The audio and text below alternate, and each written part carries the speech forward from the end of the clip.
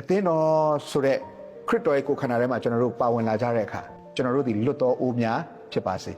ကျွန်တော်ဗာတက်တယ်ဒါနဲ့မလာနဲ့ကျွန်တော်ဗာလုတ်တက်တယ်ဟုတ်တယ်သင်လုတ်တက်တဲ့အရာတွေအားလုံးကဖခင်ကသုံးချင်တယ်ဒါပေမဲ့အဲ့ဒါတွေကဖခင်အတွက်မလိုအပ်ဘူးသုံးချင်တယ်မလိုအပ်ဘူးနောအေးကိုဖခင်ခေါ်တယ်နောအေးကိုသုံးမယ်နောအေးကိုဖခင်ခိုင်းတဲ့အလုပ်နောအေးလုံးဝမလုတ်တက်ဘူးနောအေးလုတ်တက်လို့ခိုင်းတာမဟုတ်အဲ့တော့ကျွန်တော်သိရမှာကကျွန်တော်တို့ကသင်္ဘောဆိုရင်ကျွန်တော်တို့က picture လုပ်လို့ရတယ်နော်ဟာသင်္ဘောဆိုလေတို့အများကြီးကျွန်တော်တို့ဆိုမှပုံပေါ်လာမယ်ပေါ့ဒါပေမဲ့ဘလောက်ပဲပုံပေါ်ပါစေစောက်ဆိုစောက်တတ်မှာမဟုတ်ဘူး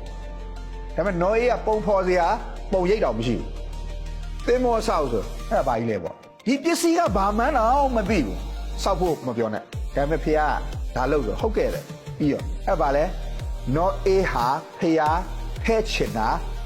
ထဲလို့ရတဲ့အိုးဖြစ်တယ်ကျွန်တော်မသိဘူးကျွန်တော်သိတယ်ဒါနဲ့မသွားဘူးကိုတော့ကျွန်တော်ထဲမှာဖြည့်ချင်တာဖြည့်ပါကိုတော့ကျွန်တော်ကိုခိုင်းချင်တာခိုင်းပါလှုပ်ချင်တာဆိုတော့ကျွန်တော်သိတာတွေတက်တာတွေမသိတာတွေမတက်တာတွေဒါတွေကအရင်မပါကိုတော့ခိုင်းရင်ကိုတော့ကပဲပြည့်စုံစေမယ်ဆိုတော့ကျွန်တော်စိတ်ချတယ်ဒါ empty ဖြစ်တဲ့အိုးရဲ့လက္ခဏာဖြစ်တယ်ကျွန်တော်တို့ဒီနေ့အသင်းတော်တွေရဲ့ဒီနေ့ခေတ်ဖြစ်နေတဲ့အရာပါဆိုငါတို့အသင်းတော်မှာဘယ်လိုလူမျိုးတွေရှိတယ်အစမပြေအဲ့ဒါဖျားရှိမှအစမပြေ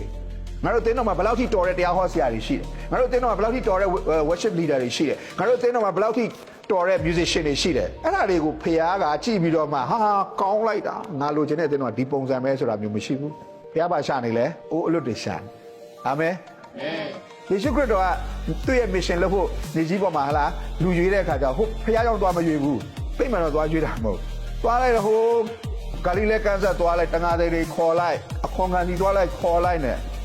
သင်ဆိုလုံးမလားယေရှုနေရာမှာတကယ်ကြီးကျယ်တဲ့အလုပ်ကြီးတကဘာလုံးကိုပြောင်းလဲပြစ်ဖို့အတွက်ဒီ mission ကြီးဒီ project ကြီးကိုလုပ်ဖို့အတွက်သင်ဘယ်လိုလူတွေရွေးမှာလဲဘုရားခေါ်တဲ့လူတွေကြီးလိုက်အဲ့တော့ဘုရားနဲ့ဝေးတဲ့သူတွေပါဆိုငါတော်တော်ဟုတ်နေပြီလို့ထင်တယ်ဆိုဘုရားနဲ့ဝေးတယ်ဆိုဘုရားသုံးဖို့တော်တော်အလန့်ဝေးသွားပြီ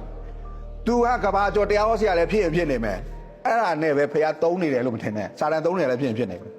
ဆိုတော့ကျွန်တော်တို့ဒီနေ့တန်ဖိုးသတ်မှတ်ချက်တွေကိုကျွန်တော်ပြန်ပြီးတော့မှစစ်ဆေးဖို့လိုတယ်လူဘလောက်ကြိုက်လဲလူဘလောက်ဟလားသဘောကျလဲလူတွေကြားထဲမှာဘယ်လောက်ထိကြော်ကြားလဲထင်ရှားလဲဆိုတာကဖခင်အသုံးပြုနေခြင်းရတဲ့တည်မဟုတ်ပါကျွန်တော်ဒီနေ့ခေတ်မှာနာမည်အရန်လိုချင်တယ်ကိုကပေါ်လွင်ခြင်းတယ်ဖခင်ကဘာလိုချင်လဲဗလာကိုလိုချင်တယ်အာမင်ဗလာဖြစ်မှ तू အပြည့်ဖြစ်ပြီးလို့ရမှာ